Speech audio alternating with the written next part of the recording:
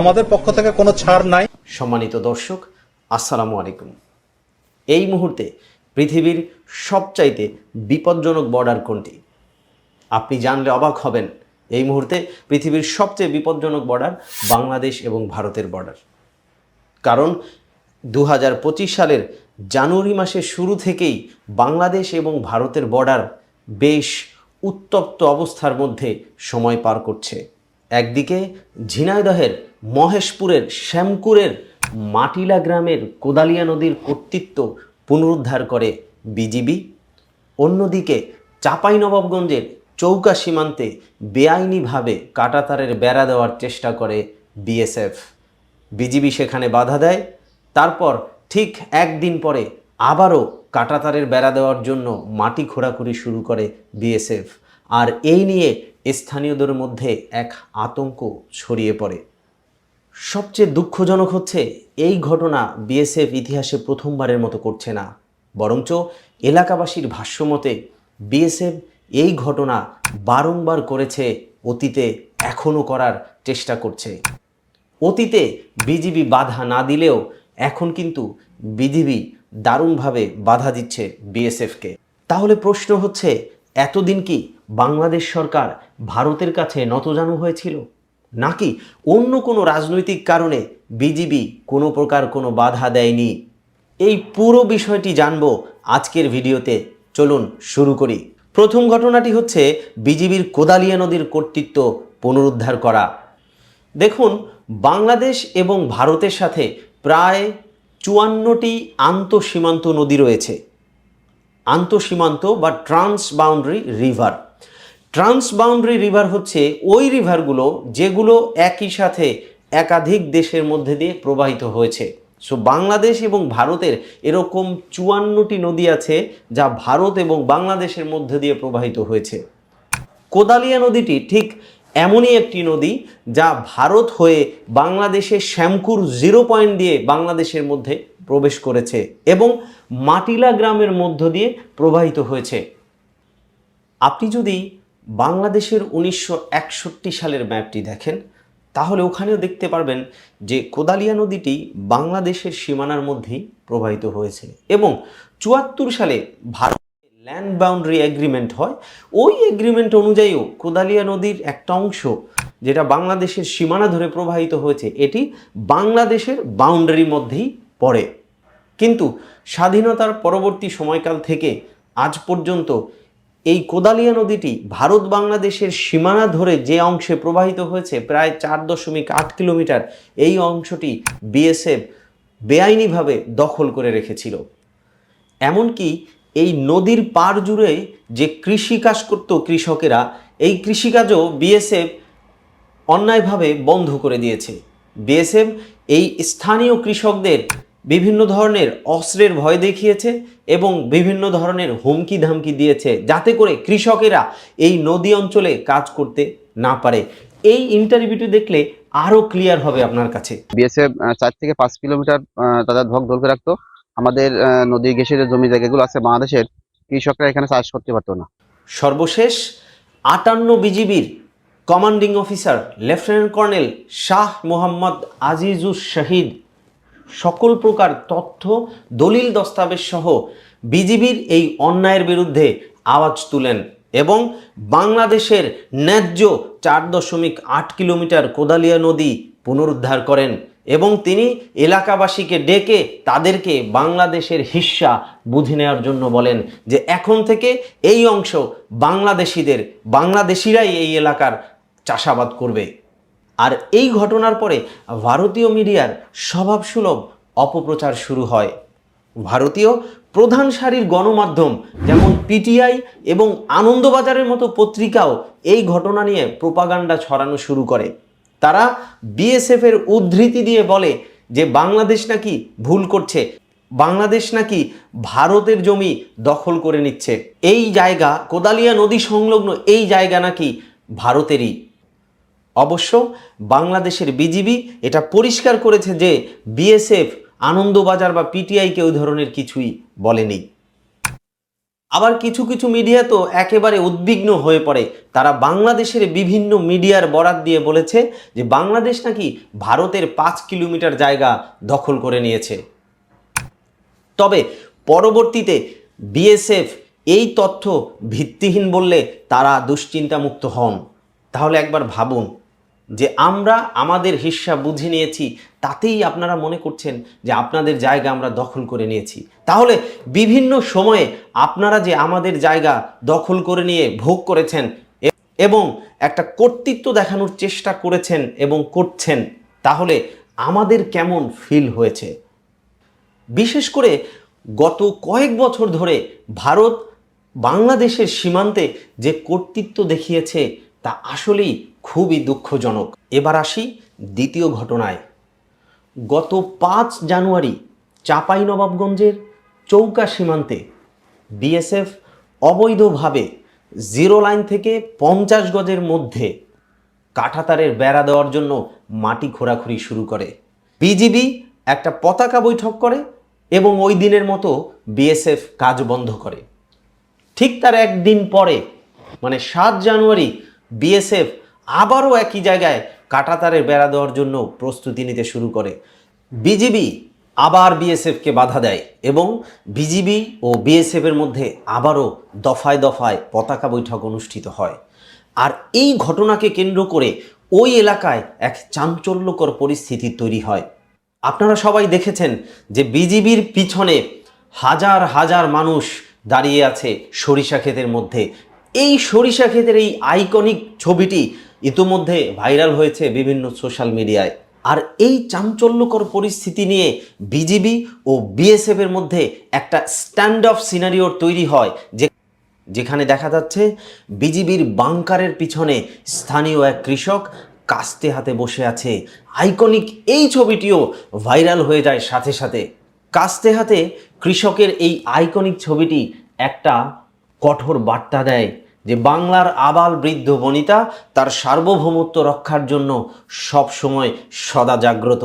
বাংলাদেশ এবং ভারতের মধ্যে 4096 কিলোমিটারের সীমান্ত রয়েছে।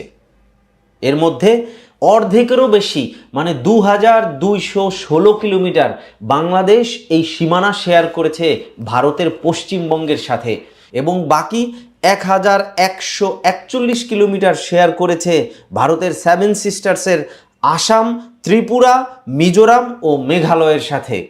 আসামের সাথে 262 কিলোমিটার, ত্রিপুরার সাথে 856 কিলোমিটার, মিজোরামের সাথে 180 কিলোমিটার এবং মেঘালয়ের সাথে 443 কিলোমিটার সীমানা বাংলাদেশ শেয়ার করেছে। এখন তাহলে অবশ্যই প্রশ্ন আসে যে ভারত তো অবশ্যই তার এই 4096 কিলোমিটার জায়গা জুড়ে তার সার্বভৌমত্ব রক্ষা করার চেষ্টা করবে। ইয়েস, অবশ্যই করবে এবং তারা প্রয়োজনে সেখানে কাঁটাতারের বেড়া দিতে চাইবে। ইয়েস, চাইবে, কাঁটাতারের বেড়া তারা দিতেই পারে। তবে প্রশ্ন হচ্ছে যে তারা আন্তর্জাতিক রুলস মেনে করছে কিনা। ভারতের সাথে বাংলাদেশের যেই দ্বিপাক্ষিক চুক্তিসমূহ, যেই এগ্রিমেন্ট, ল্যান্ড বাউন্ডারি এগ্রিমেন্ট 1974 এবং 2015 সালে যে দুটি এগ্রিমেন্ট হয়েছিল, তারা কি এই এগ্রিমেন্টকে মেনে করছে কিনা, এখানেই প্রশ্ন। উত্তর হচ্ছে না, তারা ইন্টারন্যাশনাল রুলস ফলো করেনি। তারা জিরো লাইন থেকে 50 গজের মধ্যেই এই কাঁটাতারে বেড়া দেওয়ার চেষ্টা করছিল। আমি বারবার জিরো লাইন বলছি, আপনারা তো কনফিউজ হয়ে যাচ্ছেন জিরো লাইন কি। আসুন, আমি আপনাদের জন্য আলাদা একটা ভিডিও করে রেখেছি, এই ভিডিও থেকে আমরা জেনে নেই জিরো লাইন বা নো ম্যানস ল্যান্ড কি। জিরো লাইন কি এবং নো ম্যানস ল্যান্ড কি এটা বোঝানোর জন্য আমি জাস্ট আপনাদেরকে বোর্ডে একটু এক্সপ্লেইন করে দেখাচ্ছি। ধরুন এই লাইনের ডান দিকে বাংলাদেশ এবং এই লাইনের বাম দিকে ভারত। এই যে বাংলাদেশ এবং ভারতকে যে লাইনের মাধ্যমে আলাদা করা হলো বা পৃথক করা হলো, এই লাইনটাকে বলে জিরো লাইন। এই লাইনটাই হচ্ছে জিরো লাইন। অর্থাৎ এরকম যে লাইনের মাধ্যমে নির্দিষ্ট কোনো দুটি দেশকে পৃথক করা হয়, আলাদা করা হয়, ওই লাইনটাকেই বলে জিরো লাইন। যেই জিরো লাইন সাধারণ মানুষদের ক্রস করার কোনো অনুমতি নাই। যদি কেউ ক্রস করে তাহলে সে এক দেশ থেকে আর এক দেশের মধ্যে প্রবেশ করলো, যেটা আইনত অপরাধ। সো এই লাইনটা হচ্ছে জিরো লাইন। এবার আসুন যে নো ম্যানস ল্যান্ড কি। নো ম্যানস ল্যান্ড হচ্ছে এরকম একটা নিরপেক্ষ জায়গা, এই জিরো লাইন থেকে উভয় দেশের দিকে একই ডিস্টেন্সের এরকম একটা নিরপেক্ষ জায়গা, যেখানে কোনো দেশেরই কোনো কর্তৃত্ব নাই। যেমন এই জিরো লাইন থেকে আমি এখানে একটা ডটেড লাইন এঁকে রাখছি আগেই, যেখানে আমি ডিস্টেন্সটা দেখিয়েছি যে 150 গজ, এই দিকে ওই ডটেড লাইনে আমি দেখিয়েছি যে এখানেও 150 গজ, অর্থাৎ জিরো লাইন থেকে বাংলাদেশের দিকে 150 গজ এবং ভারতের দিকে 150 গজ। এটি একটি নিরপেক্ষ জায়গা, যেই জায়গাতে না ভারতের না বাংলাদেশের কারোই কোনো কর্তৃত্ব আছে। এই জায়গাটাকে বলা হয় নিরপেক্ষ একটা জায়গা, যেইখানে নর্মালি এই জায়গাগুলো, এই যে জায়গাটা জিরো লাইনের পরে যে জায়গাটা, এটাতে কোনো প্রকার কোনো কৃষিকাজ করারও অনুমতি নাই, নর্মালি নাই। তবে দুই পক্ষের মধ্যে সমঝোতার মাধ্যমে এই নোম্যান্স ল্যান্ডে কৃষিকাজ হতে পারে। শর্ত হচ্ছে যে যে ধরনের কৃষিকাজ হবে ওই ক্রপসের হাইট 4 ফিটের বেশি হতে পারবে না, অর্থাৎ যাতে এক পাশ থেকে আর এক পাশে দেখা যায় এই হাইট যেন 4 ফিটের বেশি না হয়। যেমন আমরা দেখছি যে চাঁপাই নবাবগঞ্জে যে সরিষা ক্ষেত আমরা দেখছি নোম্যান্স ল্যান্ডের কাছাকাছি, সরিষার হাইট কিন্তু 4 ফিটের বেশি না। আবার অনেক জায়গায় দেখা যায় যে ইন্ডিয়ান বর্ডারের ওই পাশে দেখা যাচ্ছে যে তারা চা গাছের চাষ করছে, টি গার্ডেন, রাইট? সো টি এর হাইটও অনেক ক্ষেত্রে 4 ফিটের নিচে। সো সেই সমস্ত ক্রপসগুলো সমঝোতা সাপেক্ষে করা যেতে পারে নোম্যান্স ল্যান্ডে। আদারওয়াইজ নোম্যান্স ল্যান্ডে কিন্তু কোনো প্রকার কোনো চাষাবাদও করার কথা না, কারণ নোম্যান্স ল্যান্ড হচ্ছে দুই দেশের জন্যই নিরপেক্ষ একটা জায়গা। আশা করছি আপনারা জিরো লাইন এবং নোম্যান্স ল্যান্ড বুঝতে পেরেছেন। Thank you. তাহলে এখন আমাদের কাছে পরিষ্কার হয়েছে যে ভারত এটি অবৈধভাবে করছিল। এরপরেও ভারতের দি হিন্দু একটি রিপোর্ট করেছে, যেখানে তারা বলছে যে বিএসএফ নাকি এই কাঁটাতারের বেড়া ভারতের সীমানার মধ্যে বৈধভাবেই দিচ্ছিল, বিজিবি নাকি ভুল বুঝেছে। এ যেন চোরের মায়ের বড় গলা। আসলে আমরা যদি ভারতের বা বিএসএফের অতীত ইতিহাস একটু দেখি, তাহলে আমরা বুঝতে পারবো যে তারা সীমান্তে বাংলাদেশের সাথে কীরকম আচরণ করেছে অতীতে এবং এখনও করার চেষ্টা করছে। 7 জানুয়ারি 2011 কুড়িগ্রামের ফুলবাড়ি উপজেলার অন্তপুর সীমান্তে বিএসএফের গুলিতে নিহত হয় 14 বছরের কিশোরী ফেলানী খাতুন। ফেলানীর ওই করুণ দৃশ্য, কাঁটাতারে ঝুলে থাকা ওই করুণ দৃশ্য সারা পৃথিবী জুড়ে সমালোচিত হয়। এপ্রিল 2024 লালমনিরহাটের চন্দ্রপুর ইউনিয়ন এলাকায় বাংলাদেশের সীমান্তের ভিতরে অবৈধভাবে প্রবেশ করে 2 জন বাংলাদেশিকে গুলি করে। ঠিক 2 মাস পরে জুন মাসে আবার একই এলাকার হাতীবান্ধা সীমান্তে অবৈধভাবে বিএসএফ প্রবেশ করে কৃষক আলতাফ হোসেনকে গুলি করে। আইন ও সালিশের তথ্য মতে 2009 থেকে 2024 সাল পর্যন্ত বিএসএফ 607 জন বাংলাদেশিকে সীমান্তে হত্যা করেছে এবং অধিকারের তথ্য মতে বিএসএফের গুলিতে 582 জন বাংলাদেশির মৃত্যু হয়েছে সীমান্তে এবং প্রায় 761 জন আহত হয়েছেন। যদিও সাবেক স্বরাষ্ট্রমন্ত্রী আসাদুজ্জামান খানের ভাষ্যমতে এই মৃত্যু সংখ্যা গত 10 বছরে 294 জন। তবে আপনি যদি গুগলেও সার্চ দেন তাহলেও দেখতে পাবেন যে এই মৃত্যু সংখ্যা 450-500-র কাছাকাছি। এটা খুবই একটা নির্দয় কাজ যে সীমান্তে অস্ত্রহীন সাধারণ কৃষক বা সাধারণ মানুষকে এভাবে নির্বিচারে গুলি করে হত্যা করছে কোনো সীমান্তরক্ষী বাহিনী। এছাড়াও সাম্প্রতিক সময়ে বিএসএফ বাংলাদেশের বিভিন্ন সীমান্তে অবৈধভাবে এই কাঁটাতারের বেড়া দেওয়ার চেষ্টা করে যাচ্ছে। যেমন 10 জানুয়ারি 2025 শুক্রবার সকালে বাংলাদেশের দহগ্রামে কাঁটাতারের বেড়া দেয় বিজিবি। সেখানে স্থানীয়রা বাধা দেয়, কিন্তু তারা সেই বাধা উপেক্ষা করে কাঁটাতারের বেড়া কন্টিনিউ করে।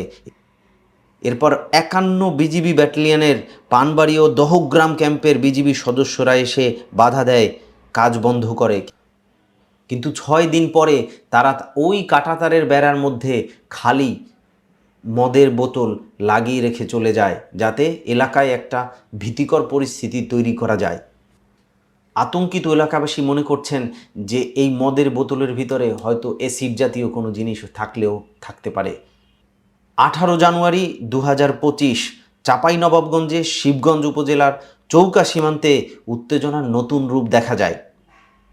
এদিন দুপুরে বাংলাদেশের ভিতরের জমিতে গম কাটতে যায় স্থানীয় কৃষকেরা, ভারতীয়রা সেখানে বাধা দেয়। ভারতীয়রা বাংলাদেশ সীমান্তের ভিতরে 2টি আম গাছ কেটে ফেলে, স্থানীয় নাগরিকরা বাধা দেয়। এরপরে ধাওয়া পাল্টা ধাওয়ার মতো একটা সিনারিও দেখা যায়। ভারতীয়দের অস্ত্র ও বিভিন্ন ধরনের পাথরের আঘাতে বাংলাদেশি 5 জন গুরুতর আহত হয়। পরবর্তীতে বিএসএফ টিয়ার শেল নিক্ষেপ করে ও সাউন্ড গ্রেনেড ছুড়ে, এতে পরিস্থিতি আরও অস্থির হয়ে পড়ে। 21 জানুয়ারি 2025 ভোরে জয়পুরহাট পাঁচবিবিতে বাংলাদেশের উষ্ণা গ্রামে জিরো লাইনের 25 থেকে 30 গজের মধ্যে কাঁটাতারের বেড়া দেয় বিএসএফ। এরপর হাটখোলা বিওপি এর বিজিবি সদস্যরা বাধা দিলে কাজ বন্ধ করে। পরে পতাকা বৈঠকে কাঁটাতার সরিয়ে নেওয়ার আশ্বাস দেয় বিএসএফ। এখন আসেন আমরা বোঝার চেষ্টা করি যে বিএসএফ যদি কাঁটাতারের বেড়া দেয় তাহলে আমাদের সমস্যা কোথায়। বিএসএফ আসলে আন্তর্জাতিক রুলস মেনে কাঁটাতারে বেড়া দিতেই পারে, তবে তারা যখন আমাদের জিরো লাইনের কাছাকাছি কাঁটাতারে বেড়া দেয়, ওখানে তারা আবার হ্যালোজেনের লাইট ব্যবহার করে। সো অনেক জায়গায় যখন হ্যালোজেনের লাইট ব্যবহার করে তখন স্থানীয় কৃষকদের ফসলের ক্ষতি হয়, স্থানীয় মানুষজন আতঙ্কে থাকে। এর কারণে স্থানীয় যে গরিব কৃষক আছে তাদের মারাত্মক ক্ষতি হয়, আর্থিক এবং মানসিক, এবং এটা ইন্টারন্যাশনাল রুলস অনুযায়ীও বৈধ নয়। এবার আসুন তাহলে আমরা জানার চেষ্টা করি কেন বিএসএফ বারবার নিয়ম ভঙ্গ করে এরকম কাঁটাতারের বেড়া দেওয়ার চেষ্টা করছে বা সীমান্তে কর্তৃত্ব দেখানোর চেষ্টা করছে। আমাদের বিজিবি কি এতই উইক? উত্তর হচ্ছে না, আমাদের বিজিবি উইক না। আমরা যদি একটু ইতিহাস ঘেঁটে দেখি তাহলে দেখব যতবারই বিএসএফ এবং বিজিবি সম্মুখ যুদ্ধে উপনীত হয়েছে ততবারই বিএসএফ লেজ গুটিয়ে পালিয়েছে শোচনীয় পরাজয় বরণ করে। আমি একটি ঘটনা বললেই আপনারা বুঝতে পারবেন। 2001 সালে সিলেটের পদুয়ার কাহিনী এটি। সিলেটের পদুয়াতে 1971 সালে বাংলাদেশের মুক্তিবাহিনীকে ট্রেনিং করানো হয়েছিল বাংলাদেশের ভিতরেই একটা ক্যাম্পে। যুদ্ধ পরবর্তীতে যখন আমরা স্বাধীনতা লাভ করলাম, তারপরে যদিও ভারতীয়দের এই ক্যাম্প ছেড়ে চলে যাওয়ার কথা, কিন্তু তারা এই ক্যাম্প ছেড়ে চলে যায়নি, বরঞ্চ তারা স্থায়ীভাবে ওখানে বসবাস করতে শুরু করে।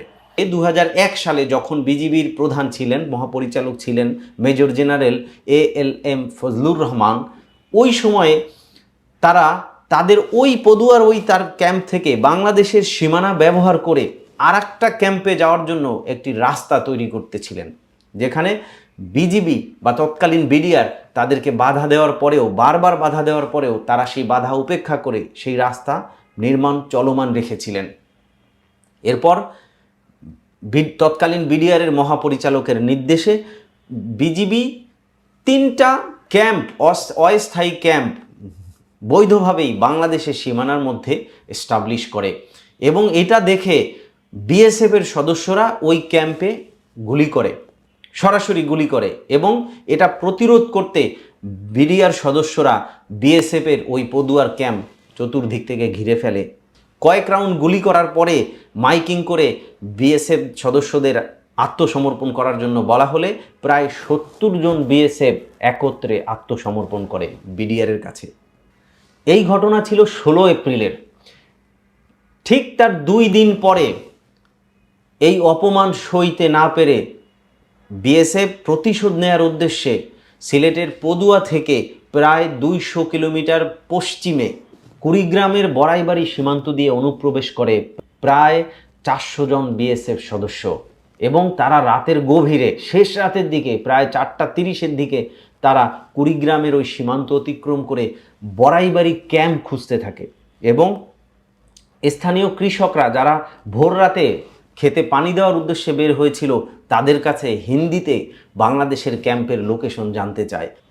তখন স্থানীয় এক কৃষক, যার নাম সাইদুল ইসলাম লাল, তিনি চালাকি করে বিএসএফ সদস্যদেরকে বিডিআর ক্যাম্পের উল্টা দিকে ডিরেকশন দেখিয়ে দেয়, এবং বিএসএফ সদস্যরা যখন উল্টা দিকে ক্যাম্প খোঁজার জন্য যায়, তৎক্ষণাৎ ওই কৃষক লাল বিডিআর ক্যাম্পে এসে খবর দেয় যে বিএসএফ কিন্তু বিডিআরের ক্যাম্প খুঁজছে।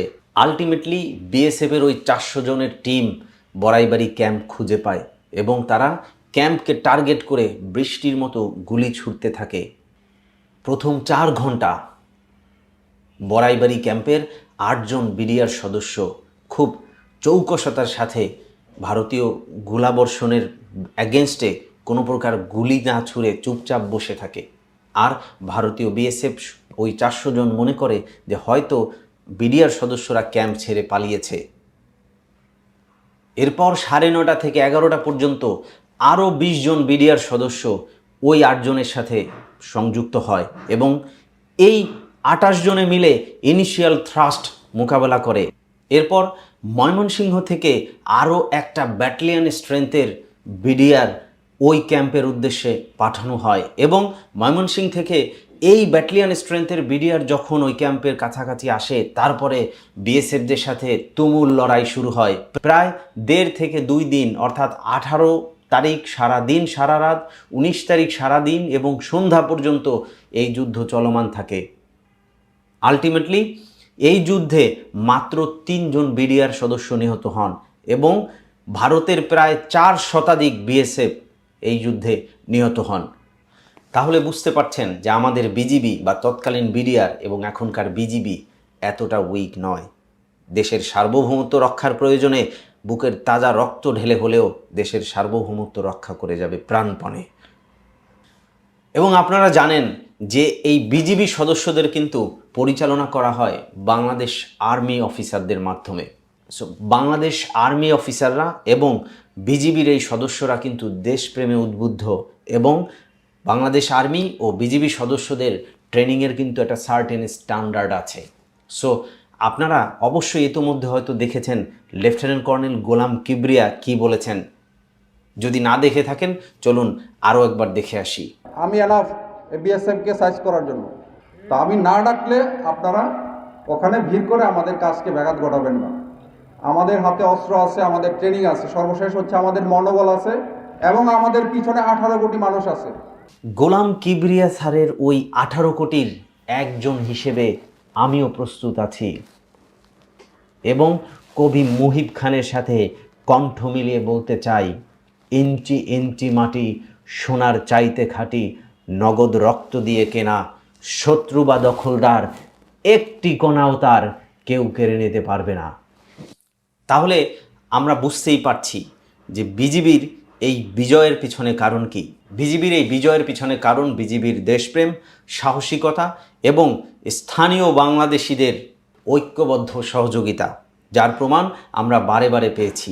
কিন্তু এর পরেও ইন্ডিয়ান কিছু মিডিয়া বিজিবির এই রুখে দাঁড়ানোকে ভিন্ন পথে প্রবাহিত করার চেষ্টা করছে। তারা বলার চেষ্টা করছে যে বাংলাদেশে ইসলামিস্টের উত্থান হচ্ছে। এমনকি তারা বিজিবির commanding officer lieutenant colonel Shah Mohammad Azizur শহীদের দাড়ি নিয়ে প্রশ্ন তুলছে। তারা বলছে যে বাংলাদেশে ইসলামিস্টদের উত্থান হচ্ছে। Come on Indian media, come on, where from you are getting this question? This is the question of our sovereignty. This is the question of two countries' sovereignty. Where these Hindu Muslims are coming from? Come on, Indian media. Hindu মুসলিম এখানে কোত্থেকে আসলো? দুটি দেশের সার্বভৌমত্বের প্রশ্ন।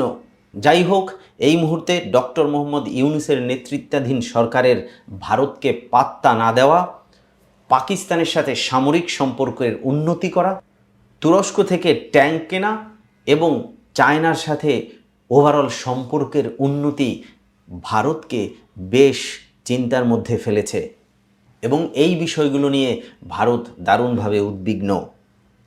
আমার ব্যক্তিগত অভিমত, it is a positive move from Bangladesh. দেখুন, দুটি প্রতিবেশী দেশের মধ্যে বন্ধুত্ব থাকবে, তবে থাকবে না কোনো দাসত্ব। দুটি প্রতিবেশী দেশের মধ্যে সম্পর্ক হবে মিউচুয়াল রেসপেক্টের ভিত্তিতে। দুটি প্রতিবেশী দেশের মধ্যে সম্পর্ক হবে সমতা ও ন্যায্যতার ভিত্তিতে। একটি রাষ্ট্রের সাথে আরেকটি রাষ্ট্রের সম্পর্ক থাকবে, একটি রাষ্ট্রের সাথে আরেকটি দলের সম্পর্ক থাকবে। এই ধরনের সম্পর্ক আসলে এই আধুনিক যুগে গ্রহণযোগ্য নয়। সবাই ভালো থাকুন, সুস্থ থাকুন, সুন্দর থাকুন। দেখা হবে আগামী ভিডিওতে। আল্লাহ হাফেজ।